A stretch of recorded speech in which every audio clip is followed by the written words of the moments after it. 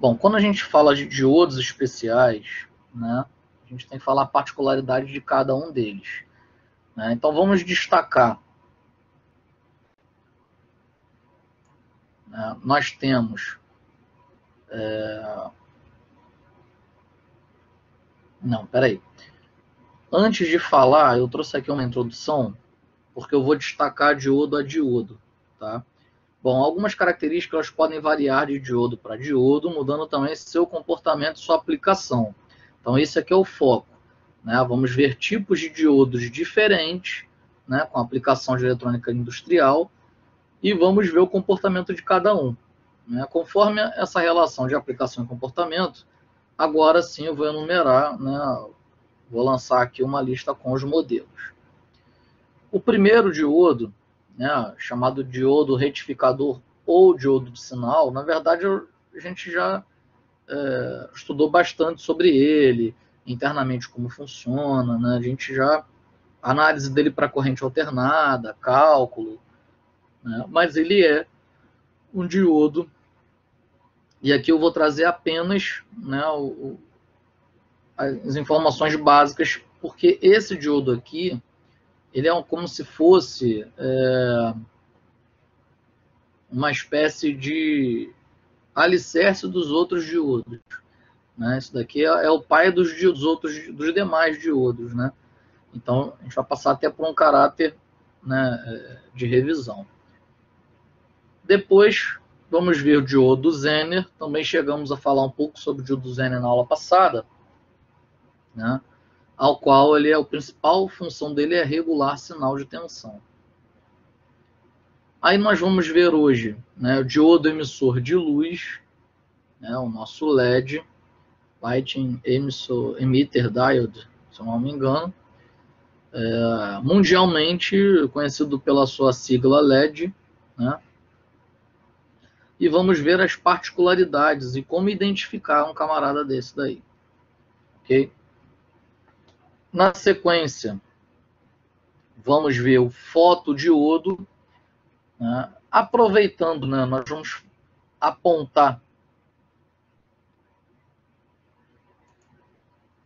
aproveitando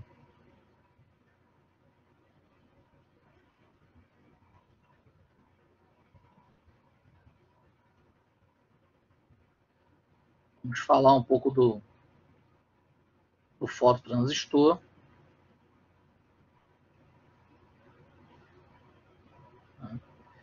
Varicap, que também é conhecido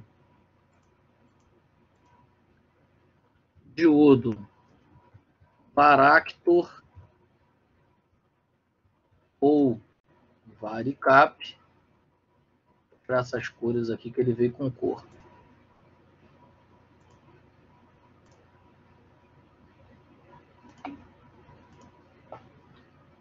Boa noite.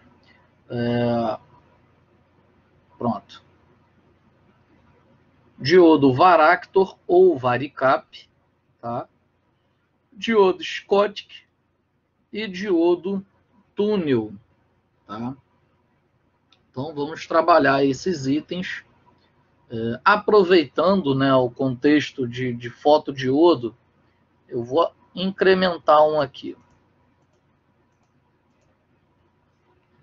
Aproveitando o contexto de diodo,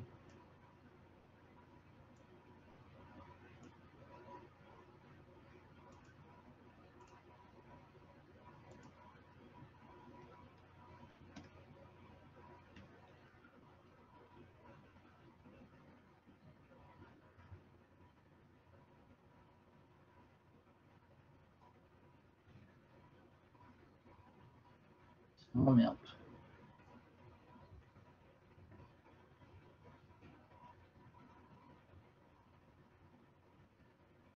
Vamos aproveitar e vamos falar também dos optoacopladores, né? Porque eles são dispositivos que utilizam LED, utilizam fotodiodos e são muito utilizados em ambiente industrial. Tá? Então,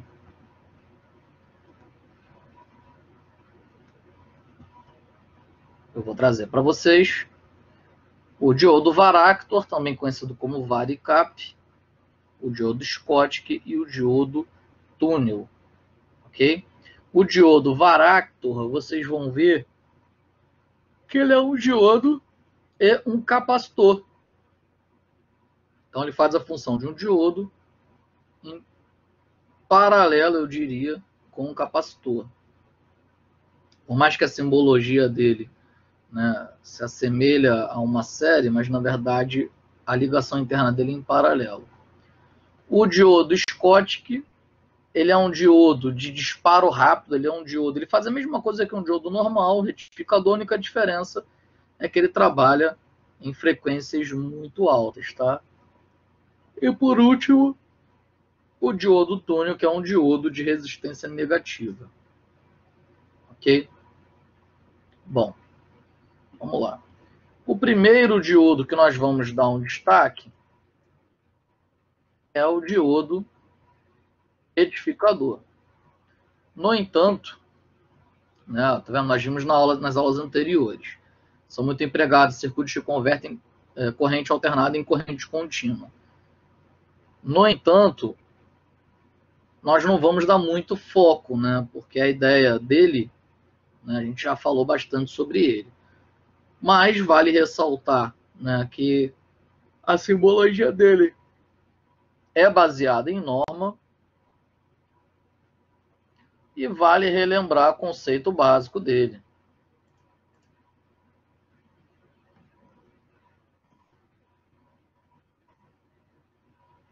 Só um momento.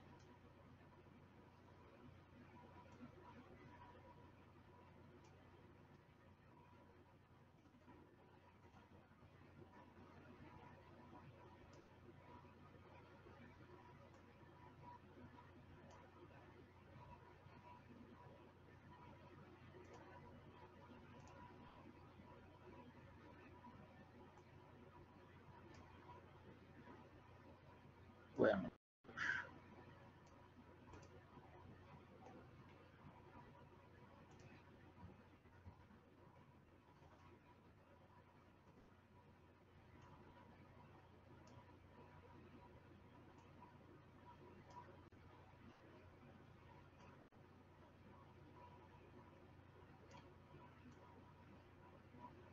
tá, vamos lá.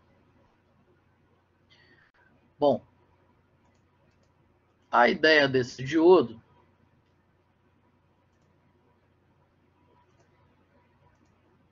tirei a animação aqui para não ficar pulando. Bom, a ideia desse diodo aqui, né, para quem não pegou as outras aulas 100%, ele é um diodo que ele só conduz, né, em um sentido. O anodo dele é o lado positivo do diodo, tá?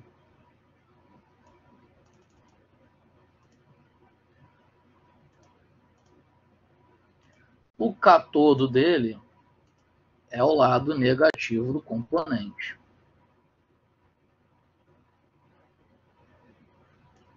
Tá?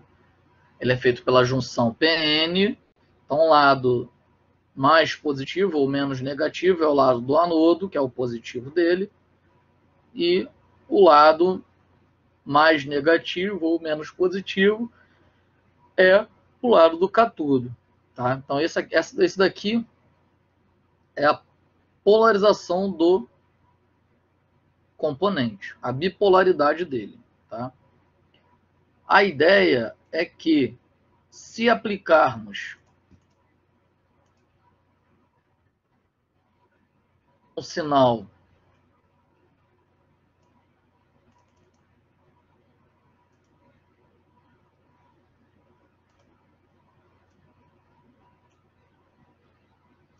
positivo no positivo do componente, negativo no negativo do componente,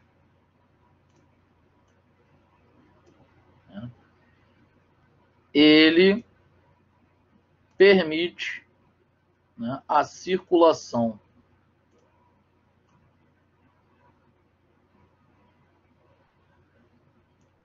de corrente que passa por ele.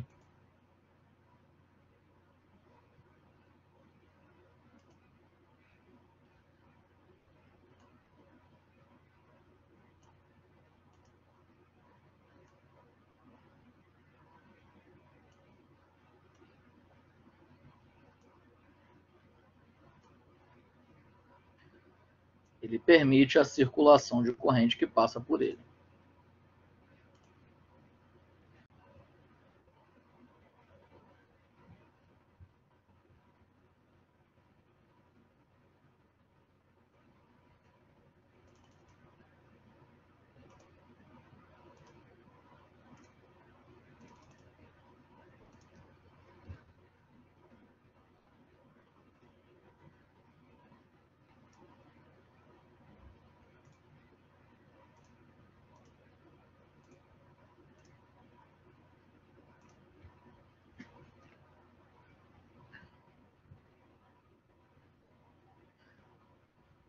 Porém,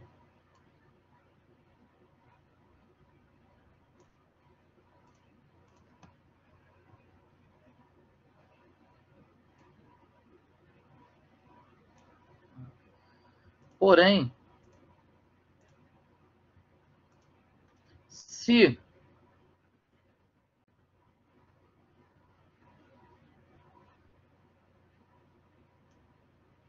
invertermos a polaridade, eu vou ter que diminuir um pouquinho.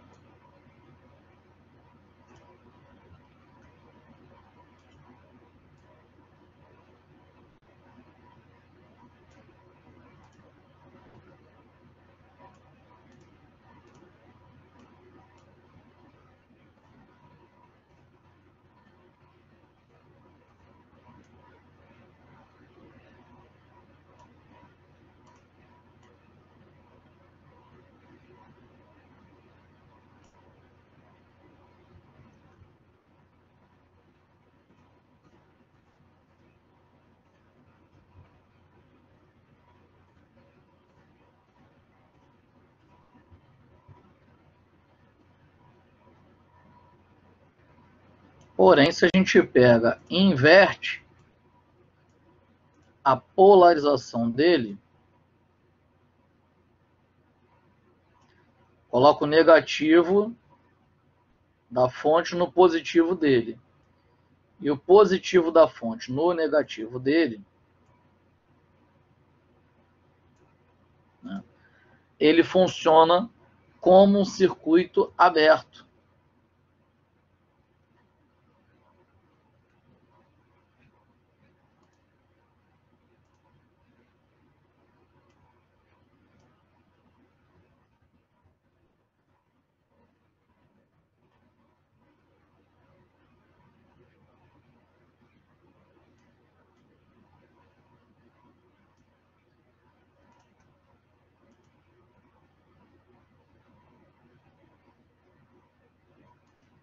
Ele funciona como um circuito aberto.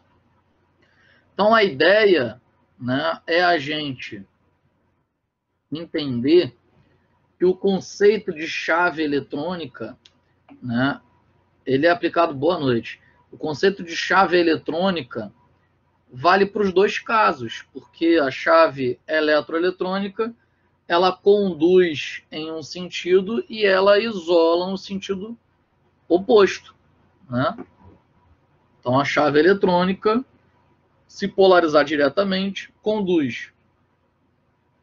Se polarizar reversamente, isola. Ok? Então vou deixar aqui se alguém de vocês quiser tirar print. Vamos fazer o seguinte, então.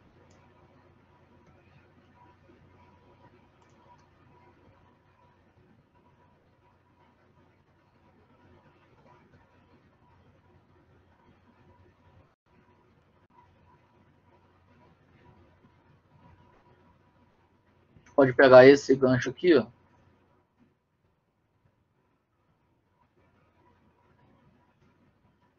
para entender melhor o conceito de chave, né?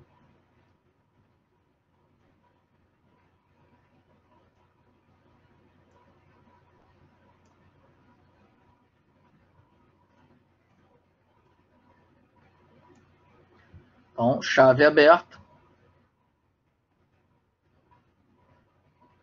e conceito de chave fechada, tá?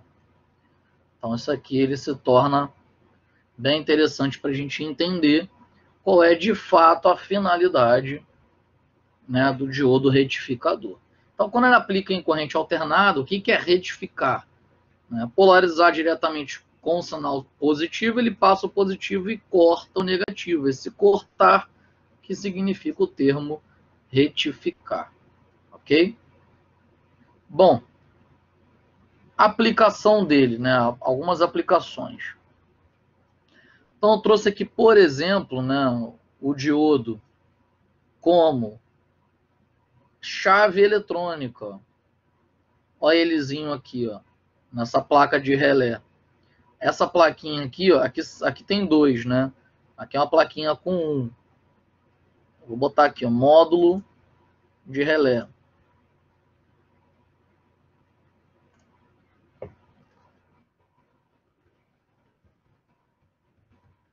Alguém não sabe o que é um relé? Aqui ele possui um relé, lá possui dois, mas é tecnicamente o mesmo equipamento, né? Lá só tem duas unidades. Então lá tem dobrado, o que vocês estão vendo aqui em melhor definição. Se alguém não souber o que é um relé, avisa, tá, gente? Bom, então aqui um módulo relé, o acionamento dele, olha aqui, ó, em paralelo com a bobina do relé. Temos o contato normalmente fechado para a direita, normalmente aberto para baixo, né? Normalmente aberto para cima, mais dois terminais com a bobina do relé e em paralelo com a bobina do relé que está ligado esse diodo como chave. A ideia dele é conduzir em um sentido e sentido oposto. Tá vendo a tensão aqui, ó, positivo, negativo e aqui é acionamento, né? Enviou corrente para a base do transistor, ele vai fazer o chaveamento e vai permitir com que venha da fonte direto, daqui do cabeamento, ele vai permitir que venha a corrente, passe direto por ela, passe pelo transistor e vai para a Terra. Só que acontece, a função dele é bloquear a corrente reversa, então ele atua como chave eletrônica, tá? Eu peguei um com uma melhor definição para mostrá-lo aqui, porque aqui ia ficar meio difícil. Então, qual é a função dessa lógica aqui, né? Com um dispositivo lógico programável, com microcontrolador ATmega 328C, né? Esse dispositivo lógico programável aqui é o Arduino. Então, ele está comandando via dois botões acender ou apagar essa lâmpada. Tá? Pode estar automático, pode estar programado com algum horário para acender e apagar. Não é esse caso aqui, mas poderia ter um módulo Bluetooth, você acionar pelo celular, né? Então a ideia é essa. Então esse módulozinho aqui de acionamento, usando um diodo, né, como proteção aqui de chaveamento. Outra aplicação, em uma fonte, né? Em uma fontezinha carregadora de algum equipamento, ou até essa daqui, ó, que está vindo até aqui, ó, energizar o circuito. Um plugzinho dela aqui, ó. Então ela basicamente é feita com seus 4 estágios de transformação, né? Que vai do transformador, retificador, filtro e regulador de tensão. Então, nesse caso aqui, ela usa uma ponte retificadora. Esse bloquinho aqui, ó, internamente ele possui os 4 diodos, uma ponte retificadora. Tá? Aí o transformador conecta aqui e aqui vai o cabeamento para a saída. Tá? Bom, exemplo, né, do diodo de sinal, do diodo retificador, eu peguei aí os mais badalados, mas também tem um muito conhecido que é o 1N4148, tá? Mas esse aqui é muito bem famoso, o 1N4007. Tensão reversa dele suporta até 1000 volts, a corrente dele direta, né, em polarização direta, até 1 ampere, corrente de pico, podendo chegar até 50 amperes sem prejudicar ele. Né? E o diferencial de potencial deles é em torno de 1,1 volt. Né? São as principais características.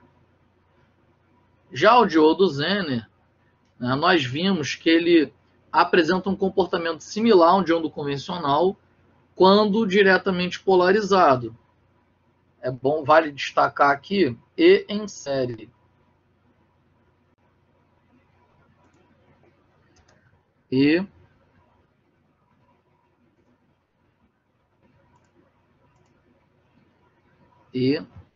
instalado em série. Mas, ao ser invertido,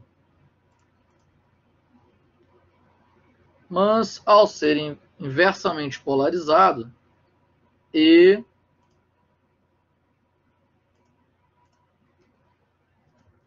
instalado em paralelo,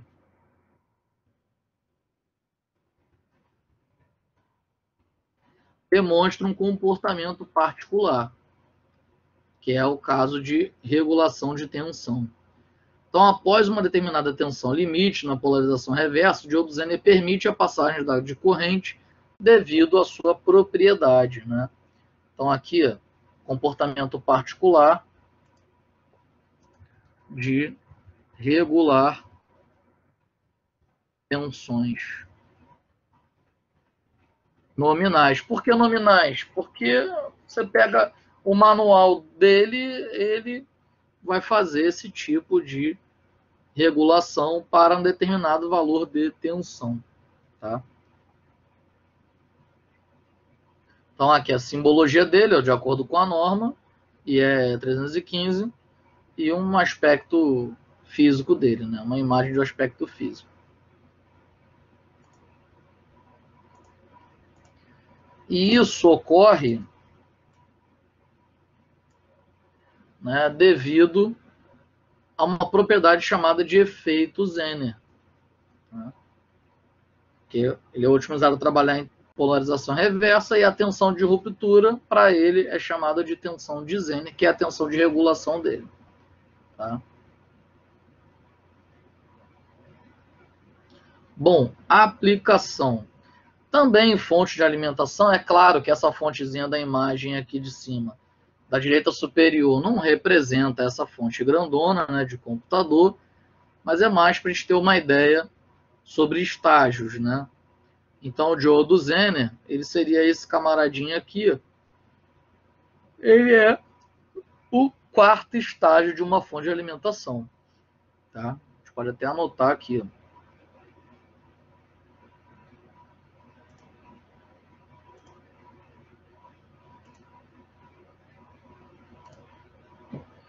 Como quarto estágio de uma fonte de alimentação.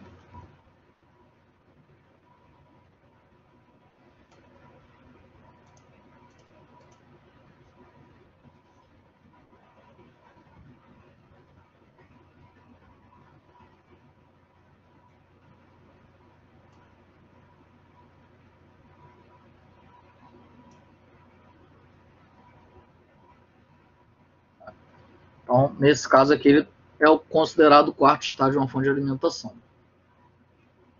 Então, atuando como regulador de tensão. E também tem a propriedade dele, muito utilizada em eletrotécnica, né, como um circuito de proteção. Ele em paralelo com um capacitor, né, como um circuito de proteção.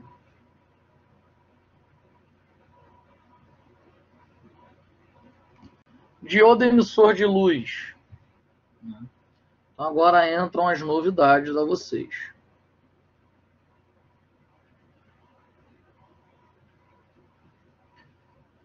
Bom, é um dos mais conhecidos tipos de diodos. Embora seja costumeiramente conhecido pelo termo LED, né, que significa Light Emitting Diode, diodo emissor de luz, dependendo do tipo de dopagem e do material utilizado na junção, é possível obter luz de cores diferentes. Eu tenho aqui alguns modelos.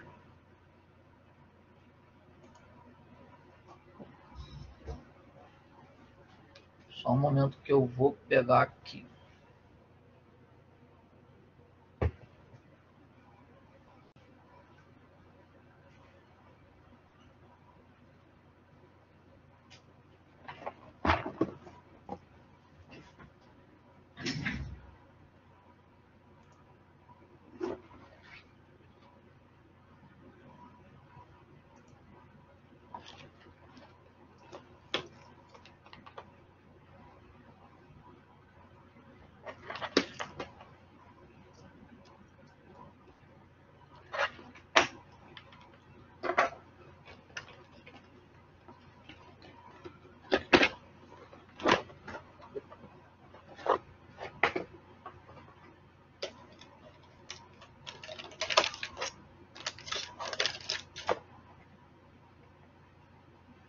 Tá.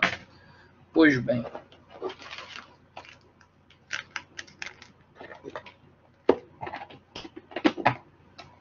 Deixa eu pegar aqui um outro modelo, só um momento.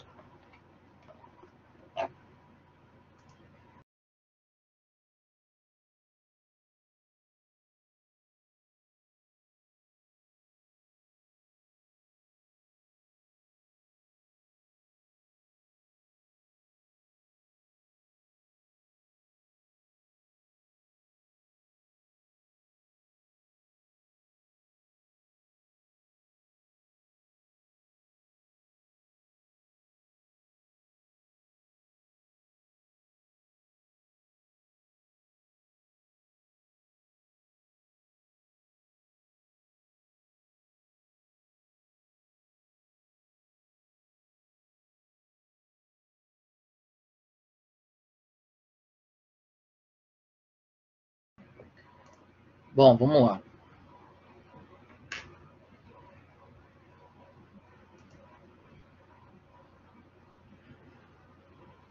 Bom, beleza, vamos lá. Eu trouxe aqui alguns modelos. À medida que for falando, eu ir mostrando. Tá? Inclusive, né, eu tenho uma plaquinha de relé daquela. Ó. Tá vendo? Que eu mostrei. Olha o diodo normal aqui, ó. E esses dois carinhas coloridos aqui nas extremidades, um verde e um vermelho, é o nosso diodo Zener. Diodo Zener não, desculpa. Diodo emissor de luz. Tá? Tá.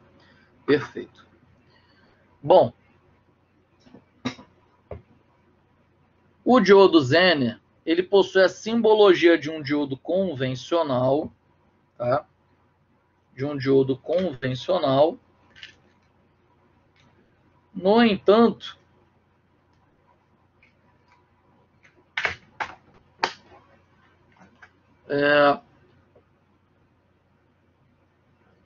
ele não é feito só de silício, tá? Ele tem uma dopagem de arsênio e de acordo com a quantidade de arsênio imposta, ele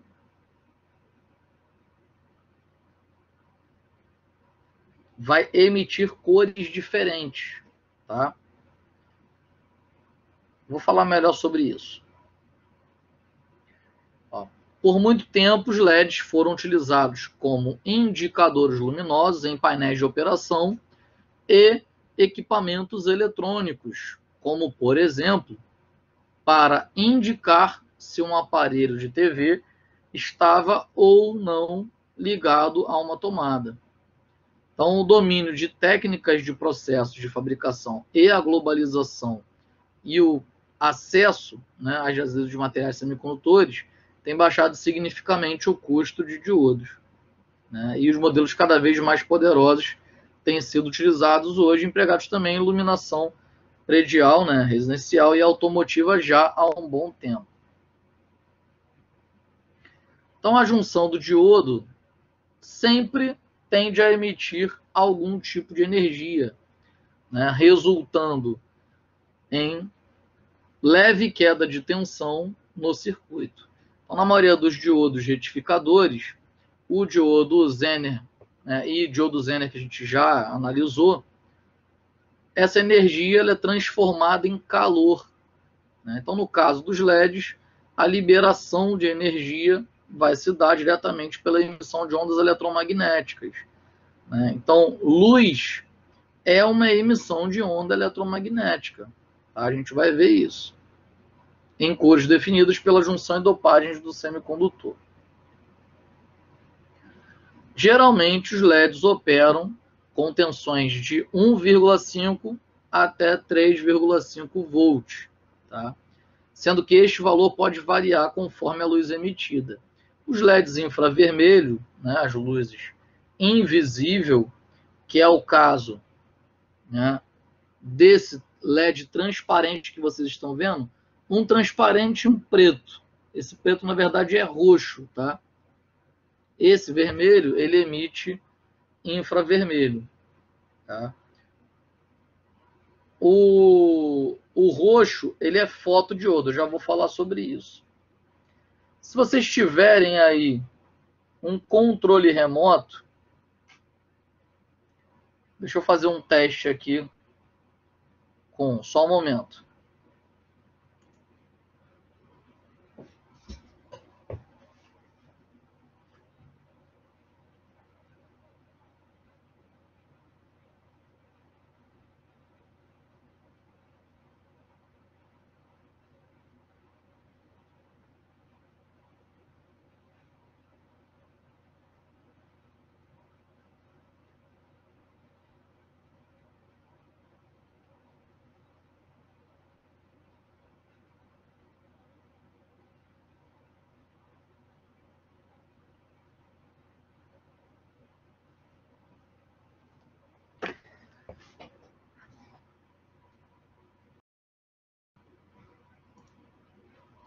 Voltei aqui.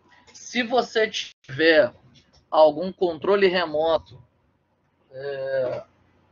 disponível aí, pega ele para fazer uma experiênciazinha, para a gente fazer uma análise. Talvez até pela minha própria câmera aqui vocês consigam visualizar, tá? Eu vou fazer um teste aqui. Eu estou fazendo um teste com a câmera aberta só para mim, tá? Primeiro.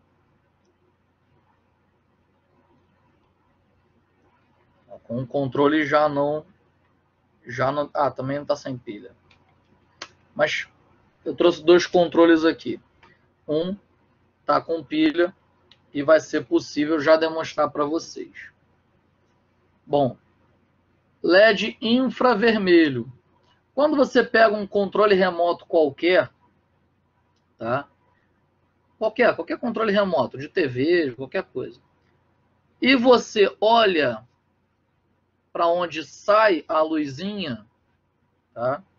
Onde sai, você vê parece uma lâmpadazinha, é um diodo com emissor de infravermelho, tá?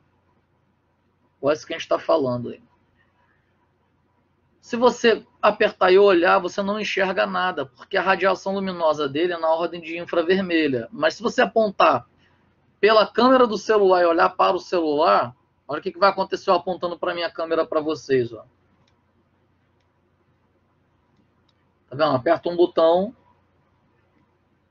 Vocês estão vendo piscando? Em uma cor meio violeta, talvez, mas isso é indiferente, tá? Às vezes pisca vermelho também. Controle de televisão geralmente pisca infravermelho na cor vermelha. Se você apontar para você, você não enxerga, mas se você apontar para uma câmera, ela pega, né? Porque a visão humana é que não tem capacidade de pegar esse frame, tá? Mas a câmera com certeza tem capacidade, ok? Então, funcionam geralmente com menos de 1,5 volts. Os vermelhos, aproximadamente 1,6 volts, os amarelos. Aí tem aqui, ó, LED vermelho, olha na minha câmera aí, ó, aproximadamente 1,6 volts. Temos o LED amarelo, aproximadamente 1,7 volts. E temos o LED verde, aproximadamente 2 volts. LED azul, branco, violeta, rosa, ultravioleta, geralmente mais de 3 volts, tá? E os LEDs alto brilho, 3, 3,5 volts. Então é importante observar a corrente do circuito onde o LED está passando, né, que deve ser limitada ao indicar pelo fabricante do componente, que geralmente, né, de 5 milímetros. Um LED grande desse daqui, ele 5 milímetros, ele não pode ultrapassar 30 mA. Então é meio que um valor de segurança, tá? Bom, aí aqui está uma imagem dele, mas eu não vou falar agora diretamente dele não, porque só da radiação luminosa, porque depois eu vou ampliar essa imagem aqui para falar mais sobre, tá? Mas o elemento diodo, na verdade, é só o que está aqui nessa junção, tá? Do positivo com o negativo. Esse plástico aqui, ele é translúcido, tá vendo? Vou pegar esse aqui, ó. Olha o branco, ó. Translúcido, tá? Ah, mas tem um preto aí, na verdade é roxo, né? Parece muito com preto, mas é um roxo muito forte. Ah, mas ele é opaco. É porque esse aqui não é um LED, é um fotodiodo. O transparente é um LED emissor de infravermelho. Mas se for pegar, ó, por exemplo, o verde, ó, você está enxergando um negócio dentro dele? Igual lagartixa, né? Que você olha na luz e enxerga dentro da lagartixa. Tá vendo? Dentro dele são o elemento diodo, emissor de luz, é essa manchinha aí dentro que você está vendo. Tá? E ele é meio ovalado de propósito, né? Que é para que os feixes de luz aqui eles se canalizem, né? Bom, resposta espectral relativa ao silício, germânio e o selênio comparado ao olho humano, né? Então, o espectro visível é o que está em cinza, é o que nós temos capacidade de enxergar. Infravermelho tende para a direita, ultravioleta tende para a esquerda. Infravermelho você não enxerga, ultravioleta agride, né, a sua vista, a sua visão. Então, o gráfico do germânio, tá vendo? É totalmente distorcido e baixa propriedade para transformar, para criar diodo emissor de luz. Agora, o gráfico de silício, ó, você já tem daqui para baixo para cima, você já tem uma resposta em frequência, né, uma resposta relativa, né, mais interessante. Tá? Então, uma mistura de silício com o que está empontilhado aqui, ó, com selênio. Então, notem que quanto mais para baixo, né, menor é a mistura com selênio. Mais para cima, desculpa, mais para a direita, menor a mistura com selênio. Mais para a esquerda, maior a mistura com selênio. Tá?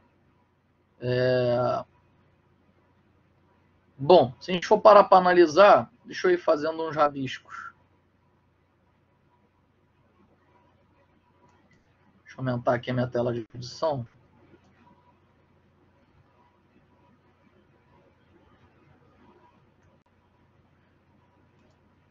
Olha a cor vermelha, o espectro dela. Aproximadamente 7.000 metros.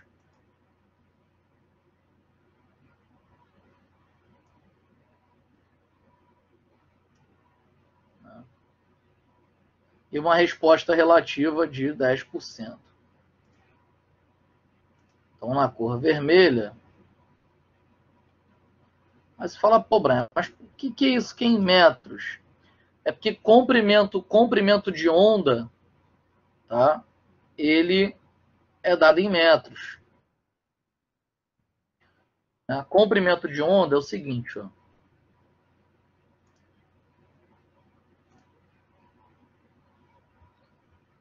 Peraí que tem a simbologia aqui de comprimento de onda.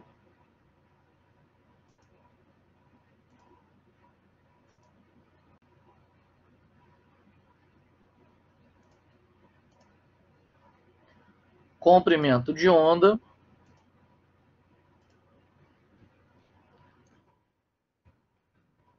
é igual a velocidade da luz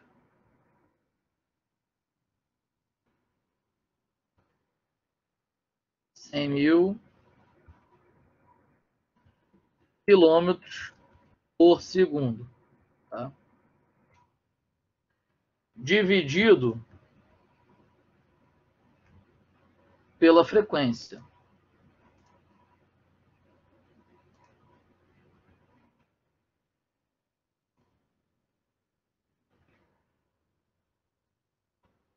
Dividido pela frequência. Então, essa é a fórmula do comprimento de onda.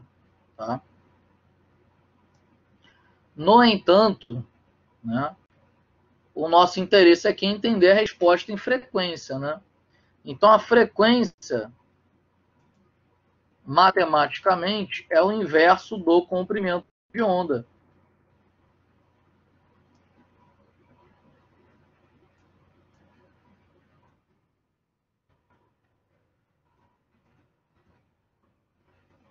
É inverso do comprimento de onda. Tá? Então, baseado nessa fórmula aqui, é que a gente analisa o nosso cálculo. Analisa a nossa interface.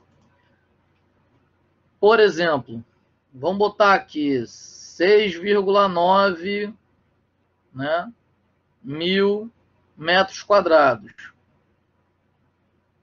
Então, qual vai ser a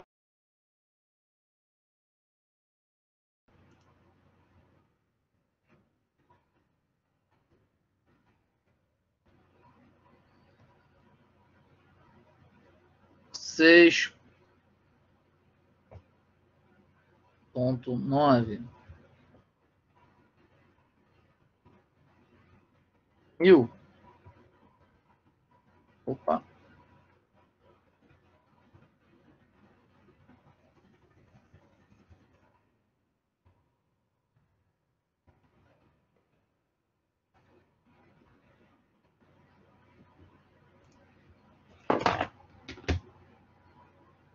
Cem mil km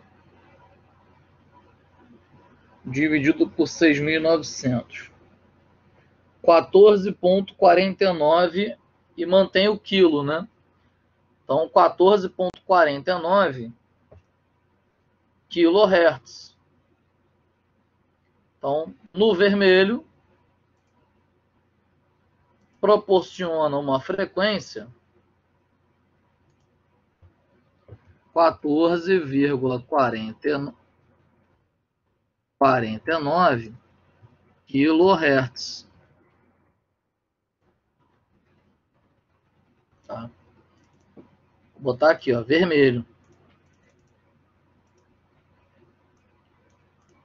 Então, um pouquinho mais ainda dá para enxergar. Então, por isso, e é uma cor de descanso, né? É cada vez mais fraco, né, a intensidade. Então, uma cor, quanto maior o comprimento de onda, menor é esse valor aqui, ó, né? Vou botar aqui mais para baixo ele.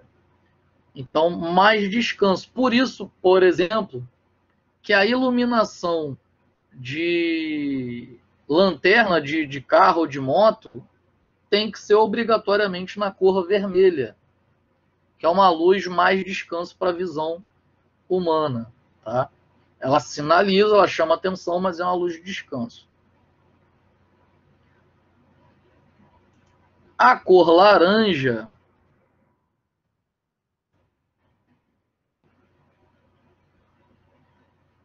ela está aí em torno de uns 6.100, 6.200.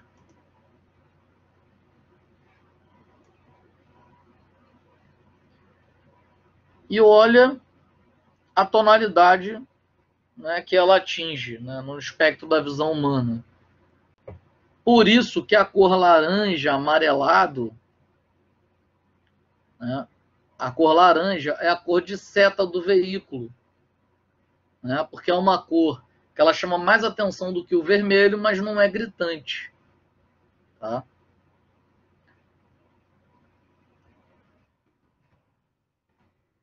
A cor amarela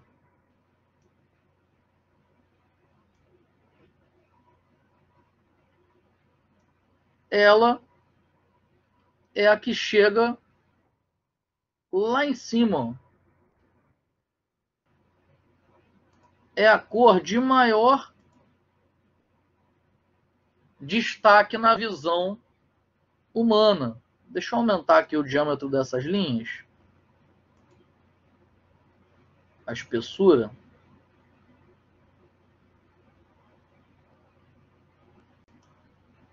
Tá. Vai ficar melhor de enxergar, tá vendo? O amarelo é o que melhor enxerga, tá vendo?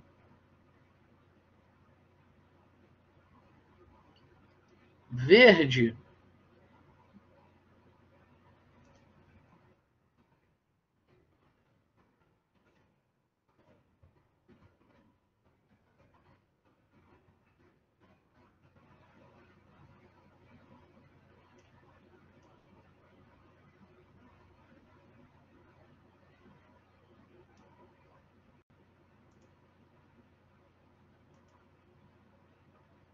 tá aqui o verde, ó.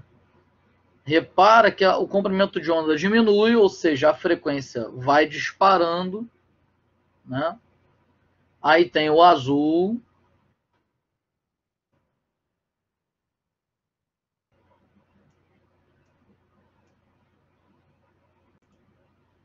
Opa. Azul.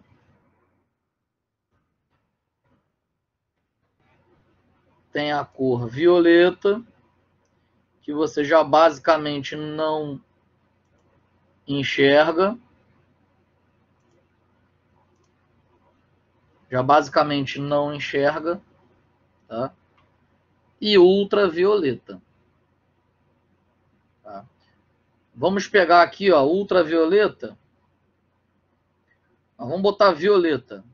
4.000 de comprimento de onda. Então aqui, ó, 4.000. Aí vamos lá. 100.000 dividido por 4.000. 25, o K continuava 25 kHz. Então aqui a cor vermelha, ela vai dar um espectro em torno de 14,5 kHz. E a cor violeta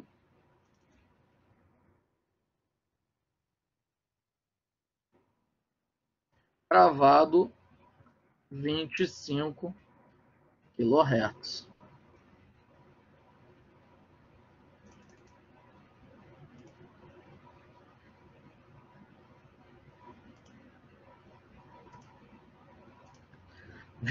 kHz. Então reparou como o espectro da visão ele gira em torno dessa faixa de frequência luminosa, tá? De onda eletromagnética. Então, se passar para menos do que isso, fatalmente vai se perdendo. Aqui, ó, 7.500, ó, tá vendo? Uma tonalidade de vermelha ao qual ainda enxergaria. 7.500.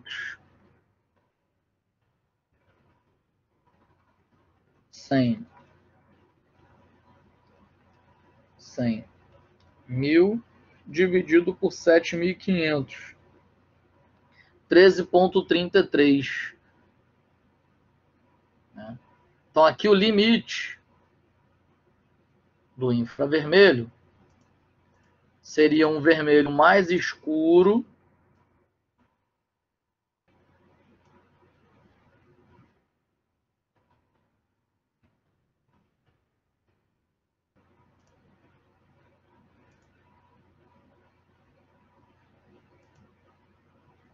né?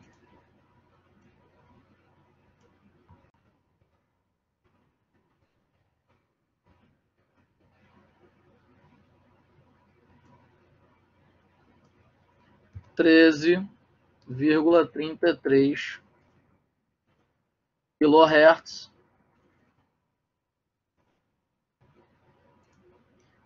Aquele vermelho mais escuro ali, ó, 13. Então aqui a gente consegue ter uma ideia, né, de faixa de frequência do espectro em frequência que o olho humano é capaz de enxergar. Ó. Razoavelmente, ainda tem mais um pouquinho de nada aqui, ó, mas razoavelmente 25 kHz, o limite máximo e o limite mínimo razoavelmente 13,33 kHz, o mínimo, tá? Do espectro da visão humana. Ok? Então isso se dá pela adição, dentro do silício, a adição de selênio vai ser responsável, né, por esses valores aqui.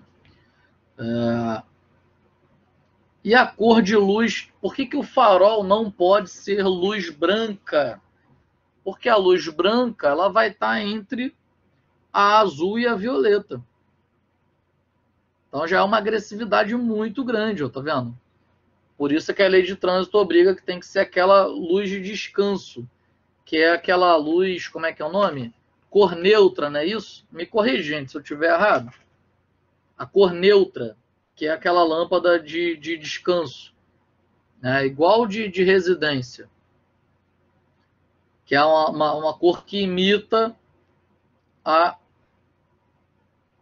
incandescente antiga, né? Que é engenheiro João aí confirmou, né? Que é a cor neutra, ela não é amarela, ela não é branca, né? Ela é mais amarelada. Então ela estaria entre o verde e o amarelo aqui, ó. Ou talvez nem isso, entre o amarelo e o laranja, né? A cor de descanso de farol automotivo ela está entre o amarelo e o laranja, porque é uma cor que eu vou botar um pontilhado aqui só para gente, vou botar no meio,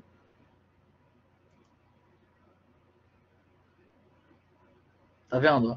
Entre o laranja e o amarelo, a cor neutra, tá vendo? Ela tem uma boa visibilidade, vai lá em cima o espectro dela. No entanto, ela o gráfico dela não está tendendo muito para a esquerda, que é o agressivo.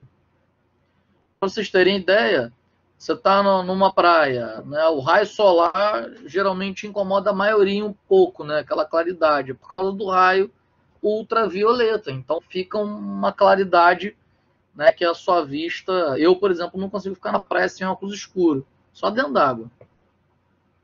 Ou quando o tempo tá nublado, né? Mas aquela nuvem fininha que bate o sol naquele céu branco de nuvem, bate o sol e fica aquele super branco, né? Me incomoda muito, eu tenho que botar óculos escuro exatamente por causa dessa radiação luminosa. Então a luz de descanso é essa daqui, ó. Que se for puxado demais para o laranja, ela vai te dar muita sonolência, ou para o vermelho. Agora, vocês entenderam por que a cor de placa de atenção é amarela? Semáforo amarelo, placa de atenção cor amarela, em mapa de risco, né? A cor amarela ela significa atenção, exatamente por causa desse espectro que é a condição mais visível é a cor amarela. Por isso que, por exemplo, a alimentícia usa a cor amarela para chamar a atenção e a cor vermelha como conforto, né? Ou seja, a cor amarela e a cor vermelha ela te dá aquela vontade de ir naquele ambiente, que a cor amarela te chama atenção e a cor vermelha te traz um conforto, né? Se tratando em marca, né? Falar que a cor vermelha te traz um conforto, você quer ir para onde é mais confortável, né? E não para onde é menos confortável. Por isso que a grande maioria frequenta um McDonald's do que um Girafas, por exemplo, né? Que o McDonald's dá mais destaque para a cor amarela e cor vermelha, né, do que o Girafas. Habib's, muita gente vai ao Habib's e dá um destaque muito grande para a cor vermelha, né, de conforto, de segurança. Pô, eu vou para lá que eu tenho. Então o lance do marketing também aproveita, né, o jogo de cores da visibilidade humana. E o LED ele é montado a partir disso, tá vendo? Com a adição de selênio. Por isso é que tem essas cores diferenciadas. E ainda tem, nessa plaquinha aqui vai ser difícil de mostrar, que ele é muito pequenininho. É um quadradinho minúsculo, que é um LED alto brilho. Aqui, ó. Tem esses 4 aqui, ó. Que é o LED. São LEDs alto brilho, né? Então ele acende um branco muito forte, né? E muito intenso. Bom, matrizes de LED orgânicos, né, miniaturizados, já são utilizados também para construir telas mais finas e menos caras, né? Ao contrário dos displays de cristal líquido, né? Tela de notebook, tela de celular, tela de televisão, de computador, né? Que é feito de LCD com lâmpada de LED, né? Iluminando. Né? Então, os novos displays OLED, né? Que é a abreviação de Organic LED, não precisam de luz no fundo para iluminar o LCD, porque cada pixel da imagem é um pontinho de LED que vai emitir luz. Então a definição vai ser muito maior. É muito maior, né? Porque já existe. Muitos dispositivos eletrônicos utilizam LEDs como sinalizadores visuais, porém, só recentemente os LEDs começaram a ser ampliados na iluminação. Então, se você quisesse dar uma olhada, né, nas vantagens e desvantagens da iluminação a LED residencial e também automotiva, né?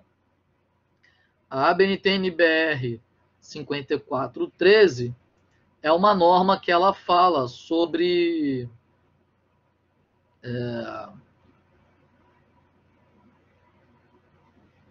lâmpada LED, lâmpada incandescente, lâmpada fluorescente. Eu vou abrir aqui no meu canal do YouTube.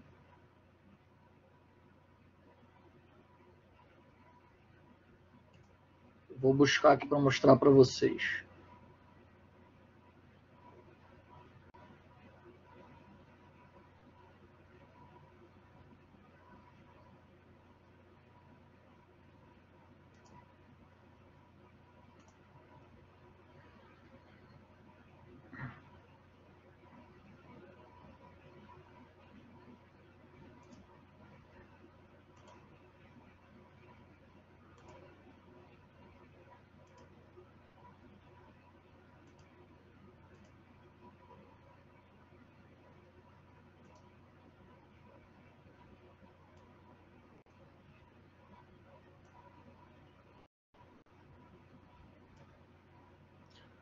Aqui, ó, pessoal.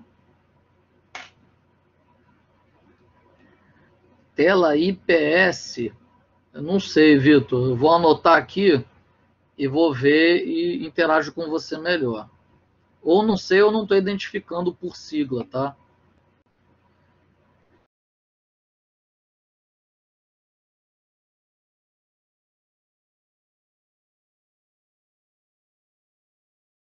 Aqui, exemplo, uma cozinha, quantidade de metros quadrados e a quantidade de lux mínima, né? 300 lux, quer dizer que é necessário encontrar uma lâmpada com pelo menos 1.500 lumens ou distribuir duas lâmpadas de 750 lumens. Então, essa norma, aí ela fala que, por exemplo, lâmpadas incandescentes, quantos lumens por watt consumido, né, ela precisa para realizar trabalho, a mesma energia, né, luminosa. Fluorescente produz 50 lumens para cada watt consumido, e as lâmpadas LEDs produzem 85 lumens para cada watt consumido. Então, as lâmpadas LED, de fato, elas são muito mais interessantes. Tá? Eu vou pegar o link desse vídeo aqui, acho que eu já até peguei. Eu vou disponibilizar aqui para vocês, se vocês quiserem saber mais sobre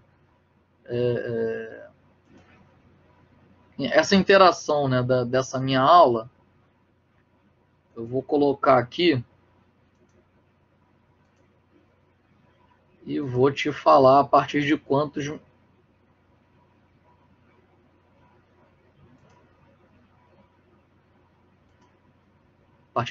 minutos.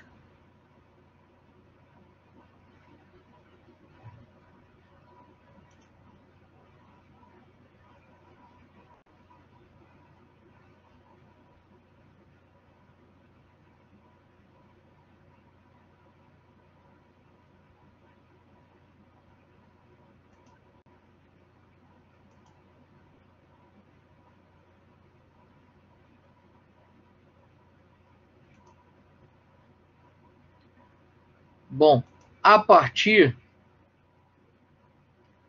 de 25 minutos de aula, tá?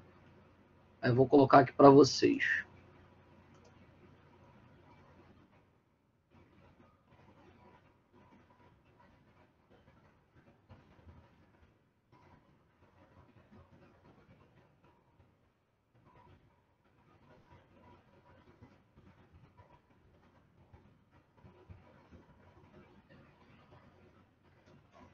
Então, a partir de 25 minutos,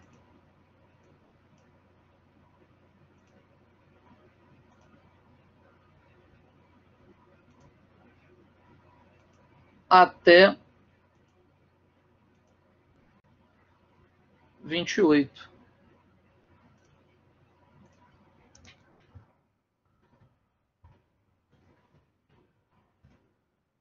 Então, são 3 minutinhos falando sobre essa norma e falando, inclusive, a quantidade de luminância que tem que ter em cada cômodo, tá?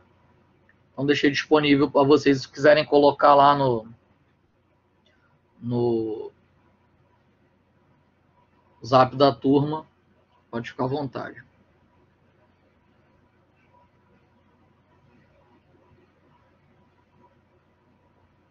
O Vitor perguntou sobre tela IPS, né?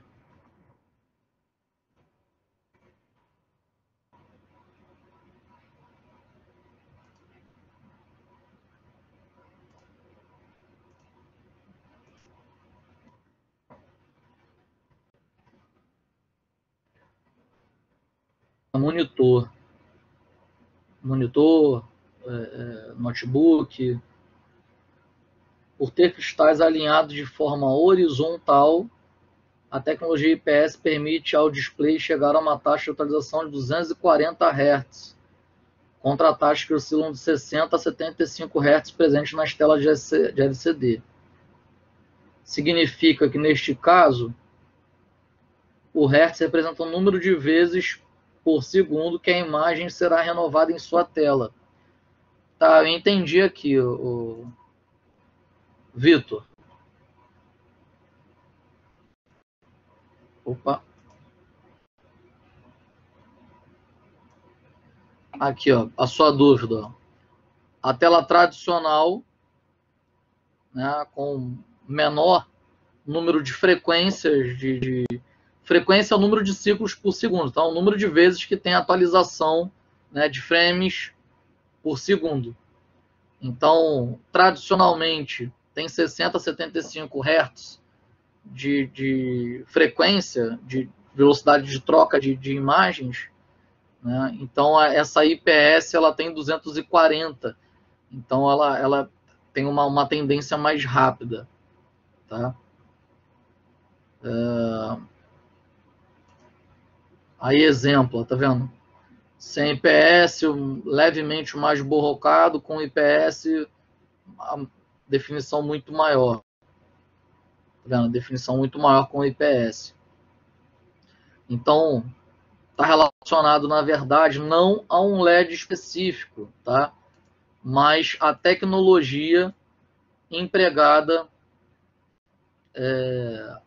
no display, que aí você pode trabalhar com frequências mais elevadas, aí proporcionando maior definição.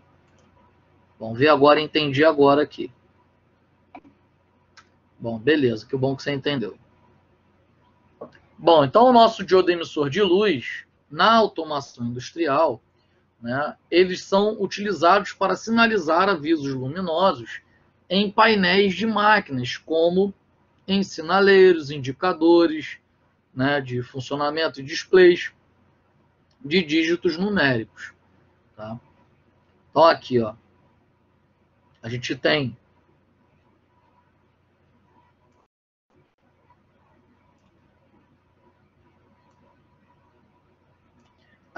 aqui, ó, sinaleiros do tipo torre, tá?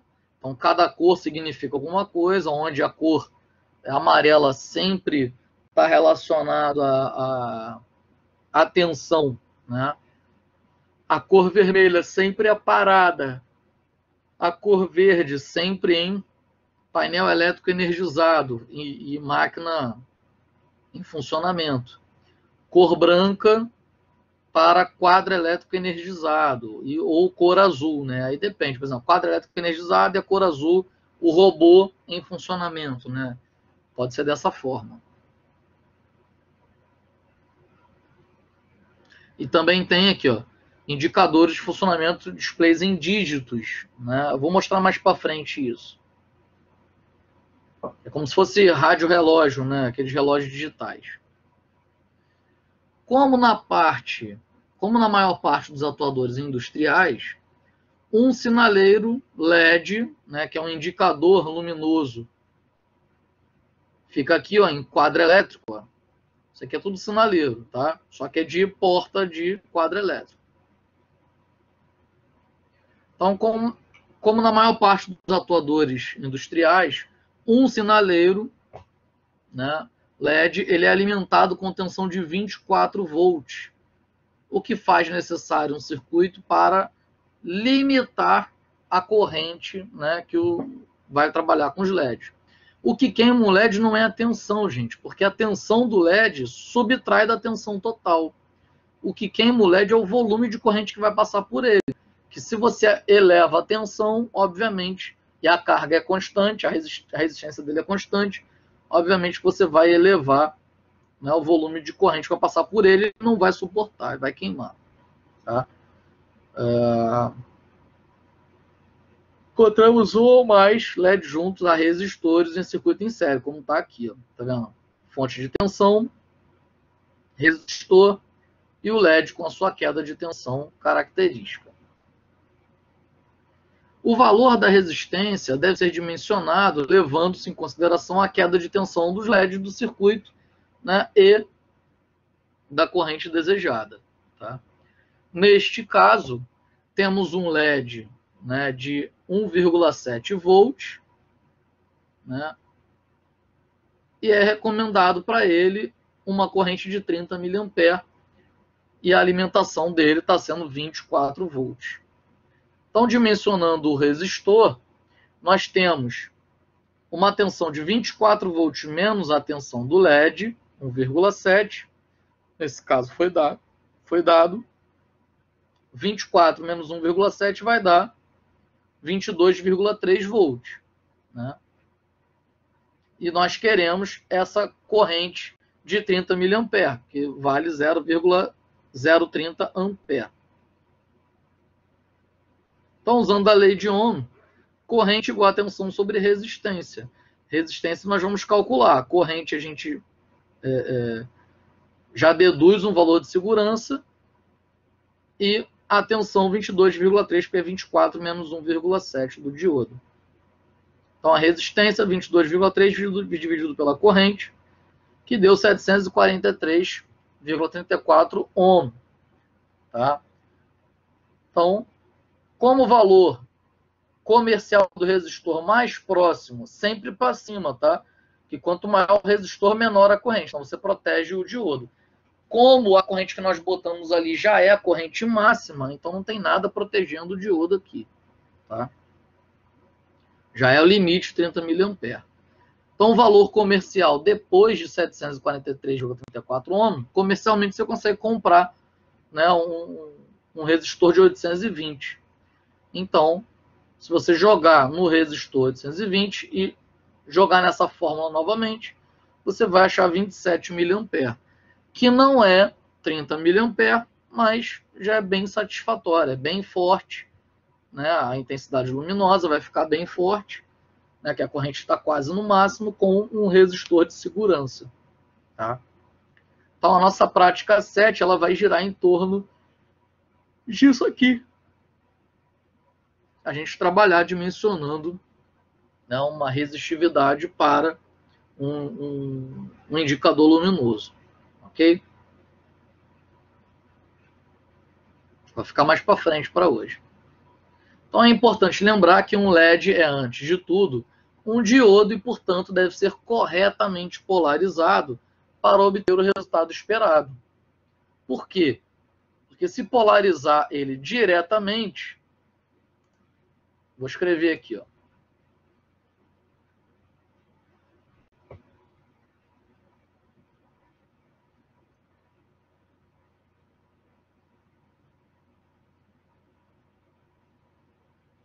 Então,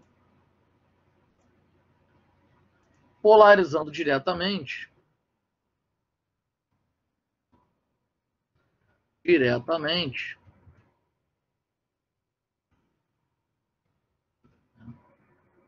obterá circulação de corrente elétrica no elemento diodo. Como este elemento diodo é um LED, como esse elemento diodo é um LED, logo irá emitir radiação luminosa nas características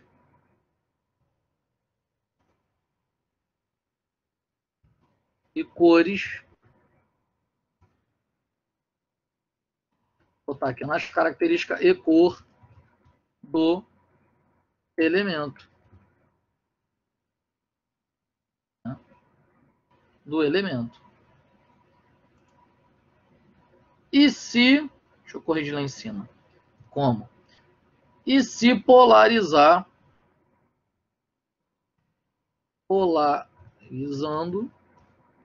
reversamente. E se polarizar reversamente, o que acontece?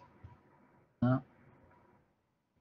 O LED simplesmente não permitirá circulação de corrente elétrica. Com isso, o elemento LED não irá acender.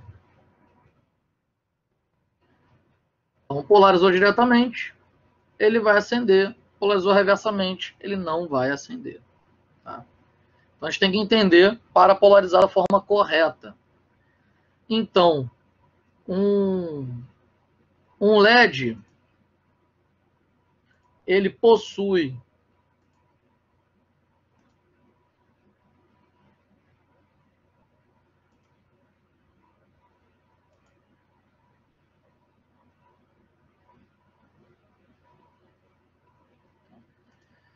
ele possui dois terminais, um maior e um menor.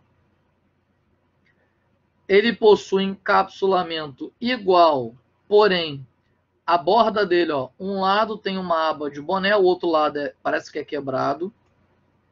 Eu não sei se vai dar para enxergar nesse meu aqui, ó. O lado de cá, reto, parecendo quebrado. E o lado de cá, uma abinha igual a abinha de boné. Não sei se deu para enxergar daí. Tá? E o elemento diodo. Então vamos lá. Como identificar quem é o positivo e quem é o negativo para polarizar corretamente? O anodo, que é o positivo dele, é o terminal maior. Ou, se tiver cortado, você pode ver por essa abinha do encapsulamento na borda. Ou, se não tiver dando para entender, ou às vezes o encapsulamento dele vem invertido, tá, gente? É erro de produto, tá? Mas acaba passando batido. Mas ele teria que estar do lado positivo, sempre.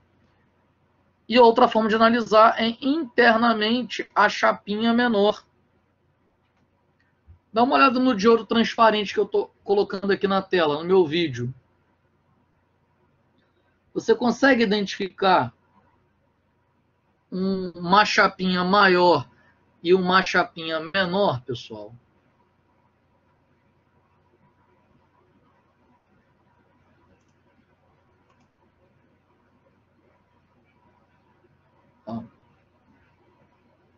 Consegue identificar? O lado de cá está uma chapinha menor.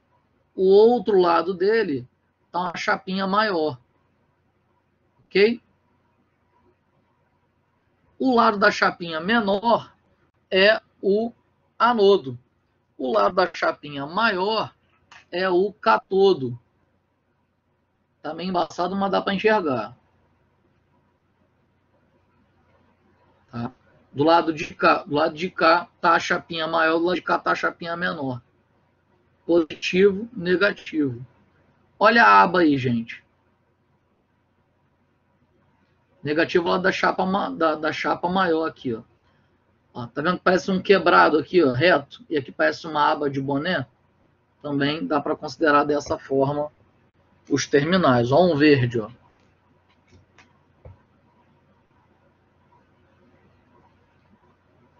Verde está mais difícil de enxergar.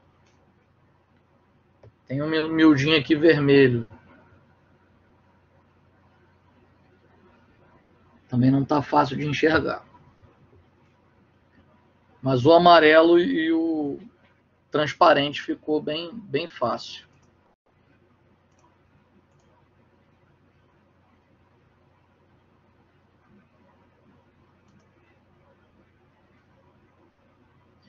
Bom, há alguns tipos de mostradores para exibir informações numéricas. Os diodos emissores de luz, os LEDs, são agrupados em 7 ou mais segmentos. Tá?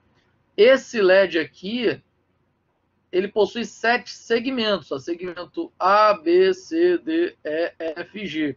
Mas o ponto não é considerado um segmento, é considerado um ponto mesmo, tá?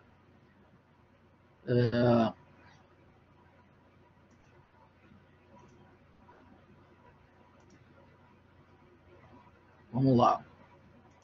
Deixa eu botar aqui na cor.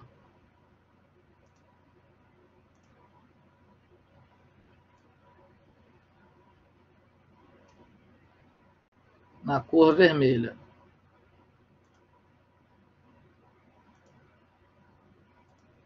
Tá?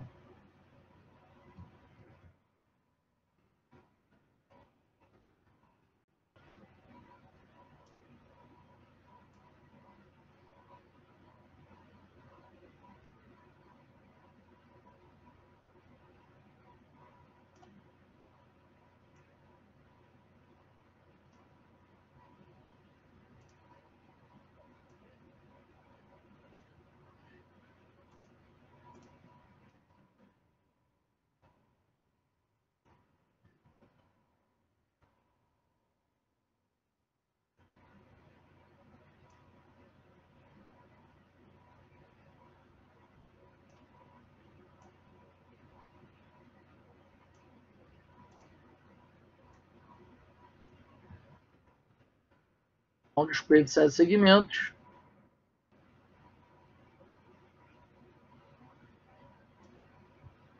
Ele trabalha dessa forma. Então, cada segmento desse é um LED. Tá? Aqui, por exemplo, nós temos o segmento A. Aqui nós temos o segmento B.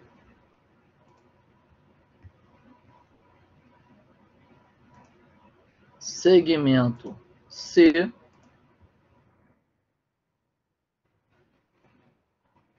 Segmento D. Segmento E. Segmento F. E o segmento G.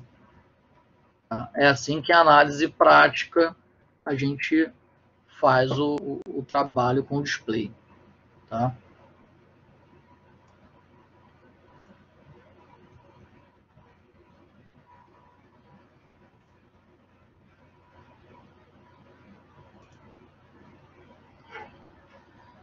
Bom, a aplicação dos LEDs, né? Então tá aqui em sinaleira industrial, né? Fica nas placas, no painel, né, do quadro elétrico, ou tipo torre, ó, tá vendo? Na plaquinha de relé, esse daqui é exatamente esse modelo aí, ó, né? Os LEDzinhos verde e vermelho, para sinalizar se está acionado ou não. Essa plaquinha relé aqui, ela utiliza um LED em SMD, alto brilho, um LEDzinho de placa.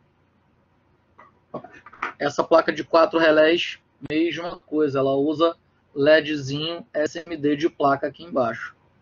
Tá?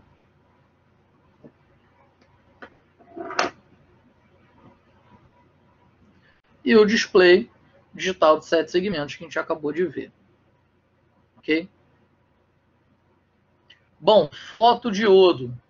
Neste caso, o componente utilizado como sensor para detectar luz, né, um fotodiodo pode gerar uma pequena corrente elétrica, né, um efeito fotoelétrico.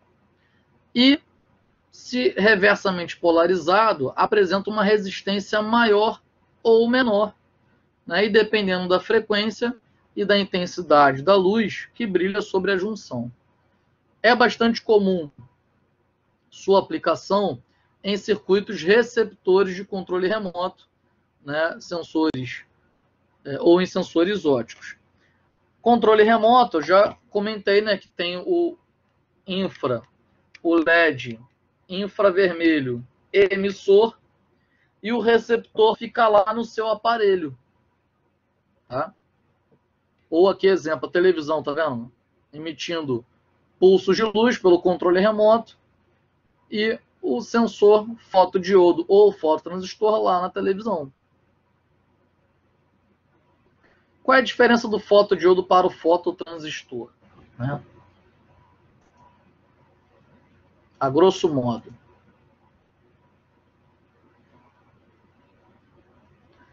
Um fotodiodo, aliás, um transistor, ele equivale a um diodo e meio. Tá? Melhor abrir uma tela.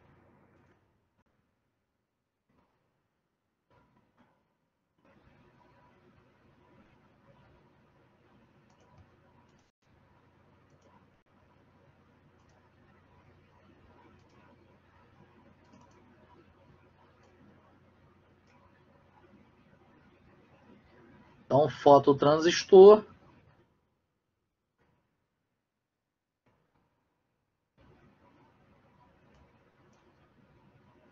transistor. Tá? Bom, um transistor,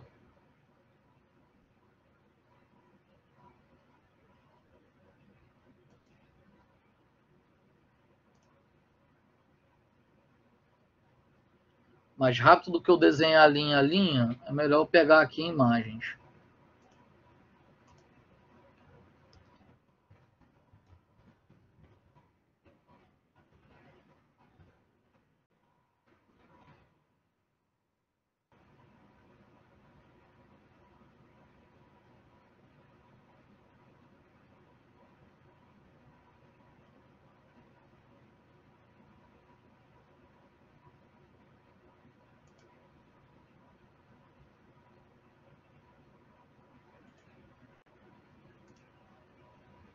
Né? Temos dois modelos.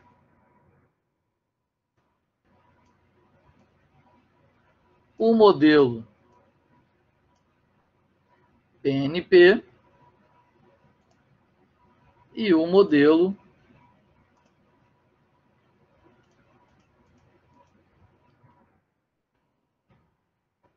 NPN.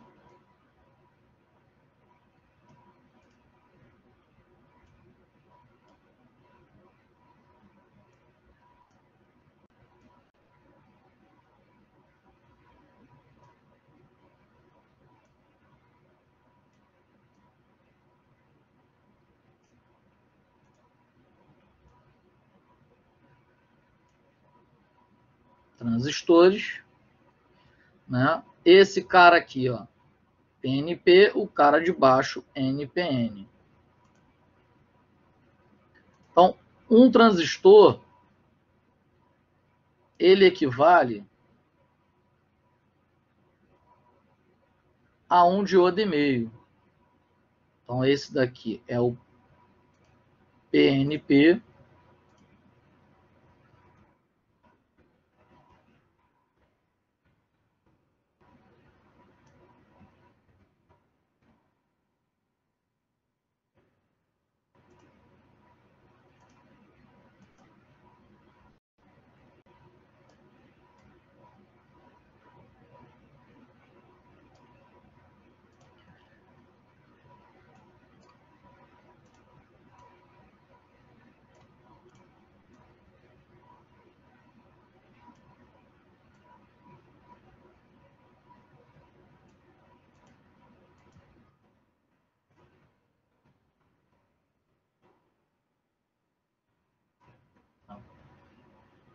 Então, aqui, P, N,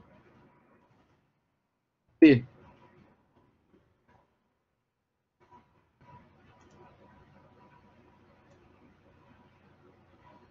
Terminal da base, terminal do emissor,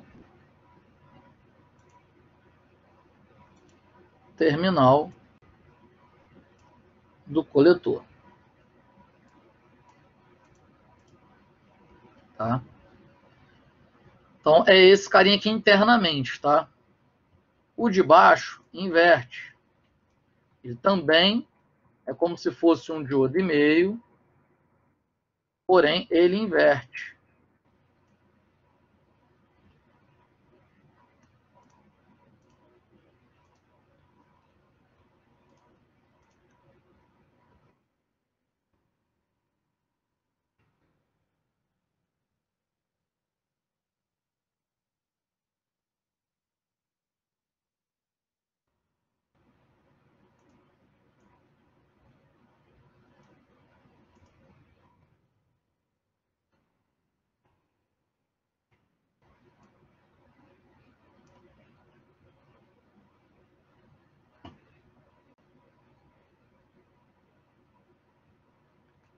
Então, os transistores, além de trabalharem como chave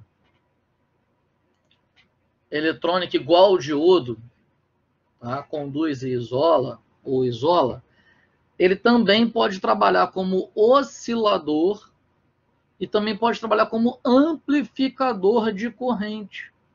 Tá? Então, aí é material positivo e material negativo. Material 2 negativos e um positivo, 2 positivos e um negativo. Fototransistor, ele trabalha da seguinte forma, né? Amplificando corrente. Se entra corrente pela base, tá? Multiplica pelo 1 beta, que é um ganho que ele tem internamente, e amplifica para o coletor. Então a entrada é pela base, tá? A entrada é pela base. Fototransistor,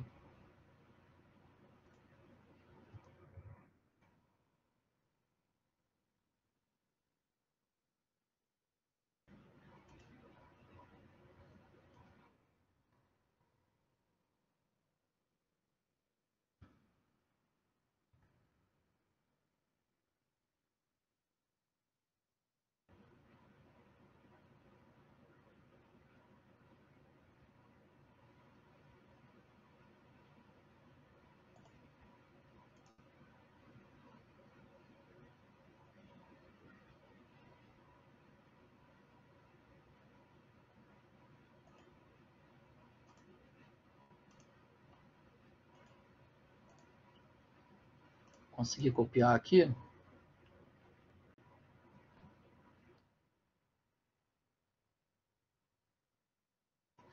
A base é sensível à luz.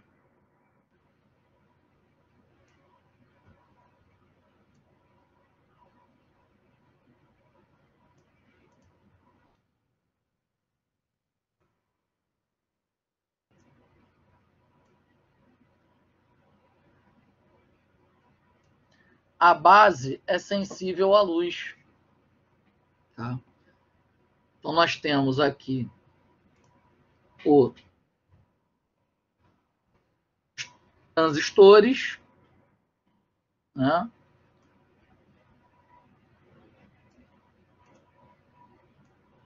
E ao lado nós temos os fototransistores. Então, a base é que é sensível à luz, ou seja, quanto maior ou menor a incidência de radiação luminosa na base, multiplicado pelo ganho dele, ele vai proporcionar uma corrente na saída mais elevada. Tá? Então, fototransistor.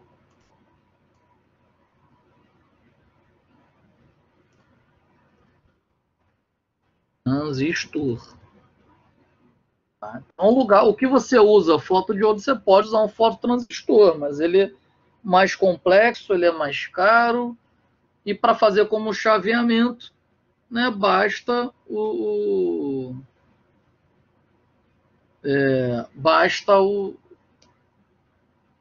fotodiodo. Tá?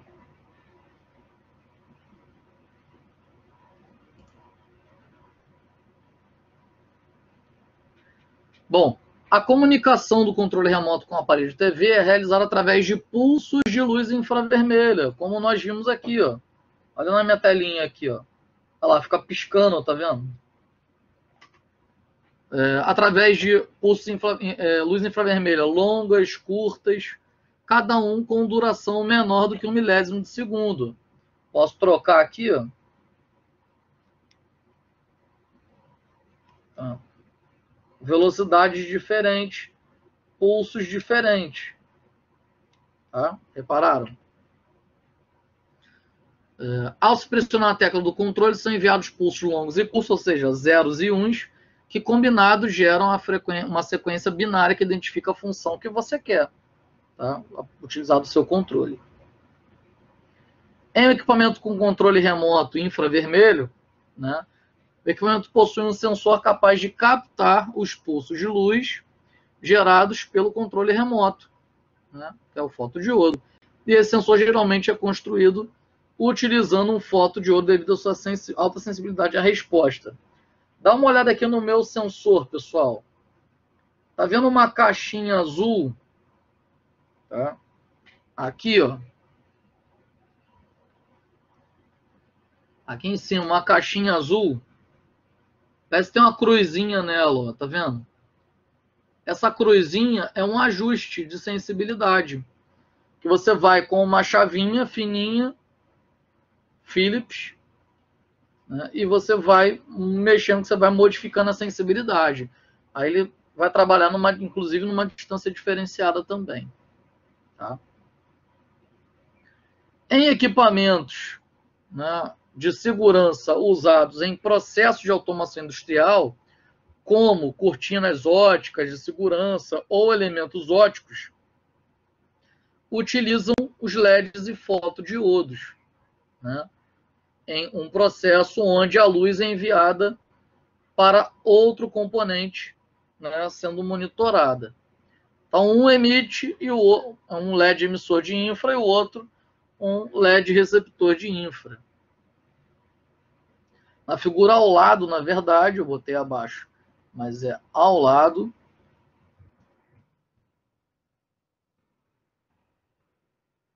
Né? Em uma cortina ótica de segurança, o sistema só é liberado se a luz produzida por cada LED em um dos lados for captada, né, pelos fotodiodos do outro lado.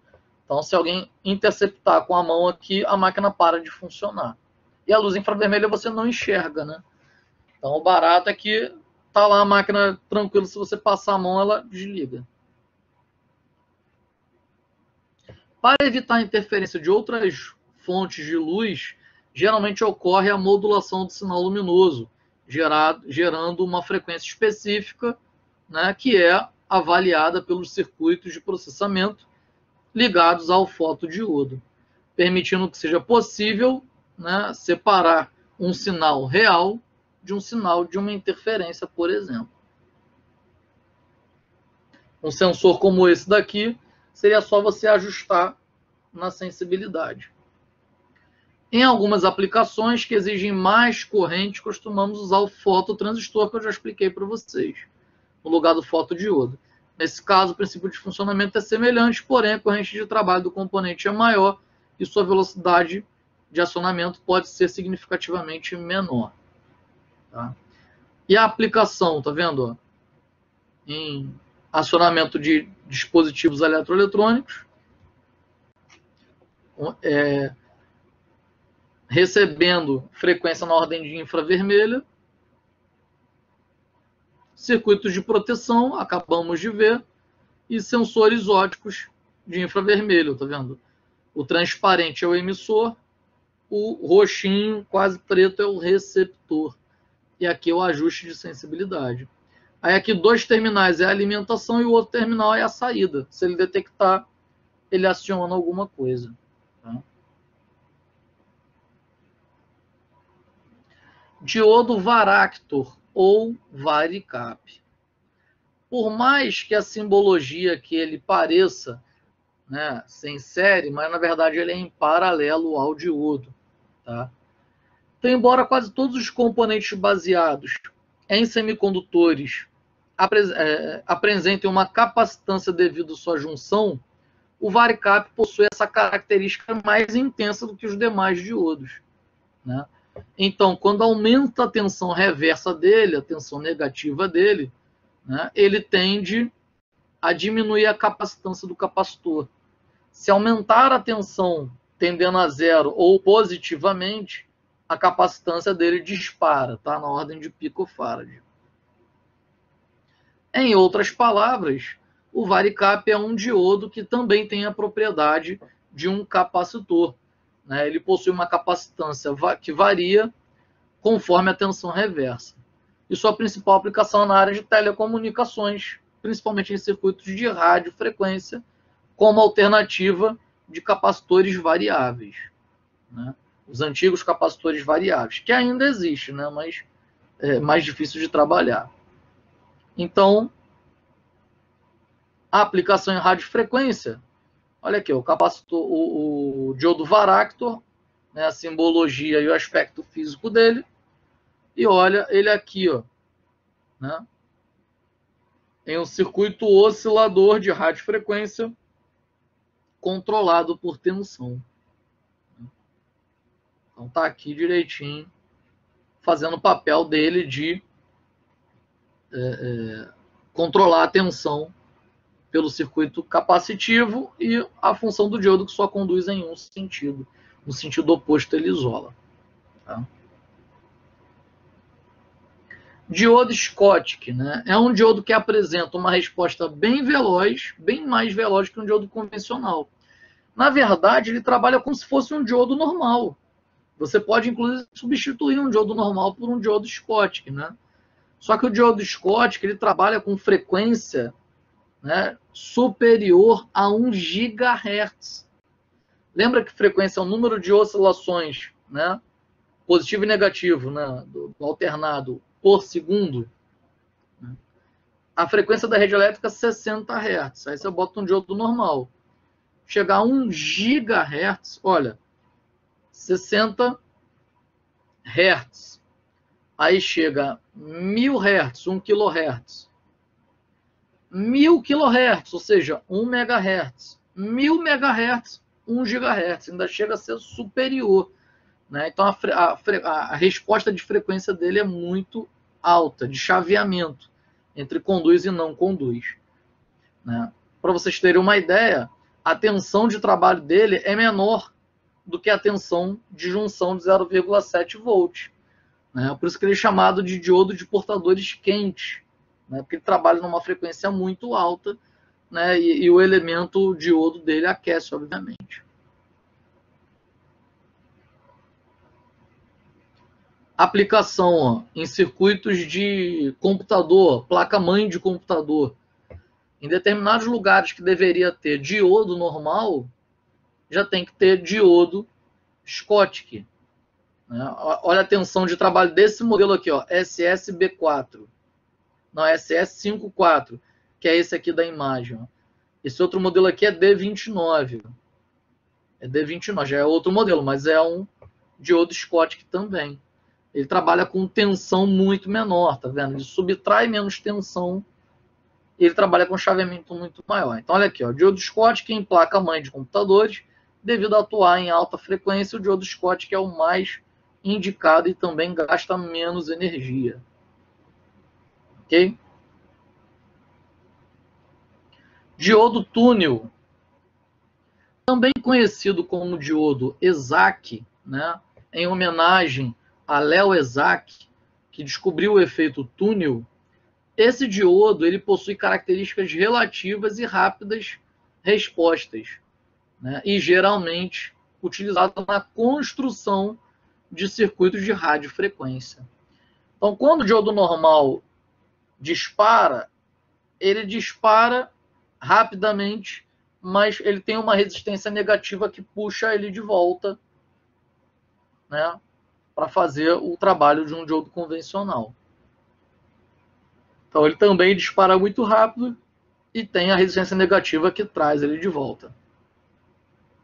A aplicação dele aqui, ó, o circuito equivalente de diodo túnel para formar essa resistência negativa aqui que você está vendo, tá vendo?